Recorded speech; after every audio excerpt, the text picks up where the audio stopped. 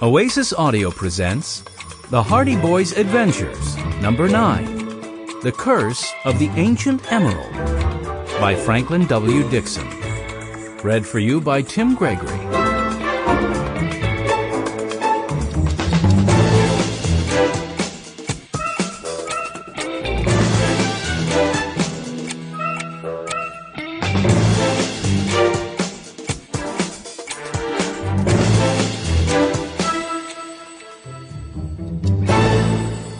Chapter 1.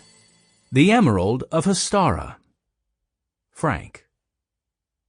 "And here," said the museum guide with the little smile that meant he was about to treat us to another terrible joke, "we have the jewel in the crown of our collection, the Emerald of Hastara." I fought down a groan as he waited expectantly for the class to acknowledge his amazing sense of humor. This guy was terrible.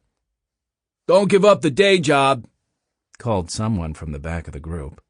Our school chaperone, Mr. Sweeney, swiveled around and fixed Neanderthal Bunyan with his laser glare. "Busted," muttered my brother Joe.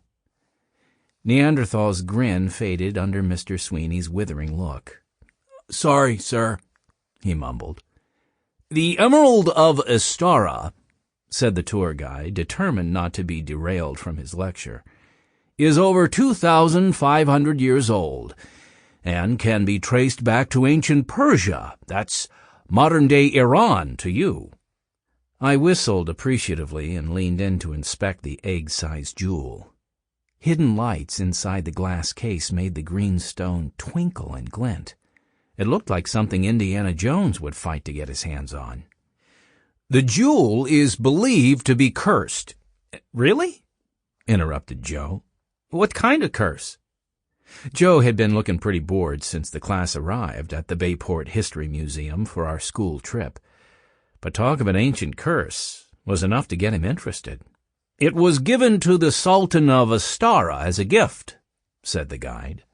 "He was said to be obsessed with it, never letting the jewel out of his sight. He was found dead only a week later, clutching the jewel to his chest." "How did he die?" I asked. "The curse," said Joe. "Duh, aren't you listening?" "People don't die from curses," I snorted. "What about Tutankhamun?" remarked Chet Morton, our best friend. "All those people who died after opening King Tut's tomb." "King Tut's tomb," repeated Joe, grinning at Amber Arlington. "Cool name for a band." Amber smiled back at Joe, and I fought down a little twinge of jealousy. Amber was new in our class and had taken to hanging out with us in the cafeteria and at our favorite coffee shop, the Meat Locker. She was smart, funny, and incredibly good-looking, the complete package. I'm not usually the type to run off chasing girls, that's Joe's thing, but there was something different about Amber. "Actually," I said, "the curse of Tutankhamun is an urban legend. Out of the 26 people who were there when the tomb was opened, only 6 died." 6 is a lot," protested Chet. "Yeah, but they died over the course of a decade. The talk of a curse started when the financier of the dig was bitten by a mosquito. The bite became infected, and he died of blood poisoning."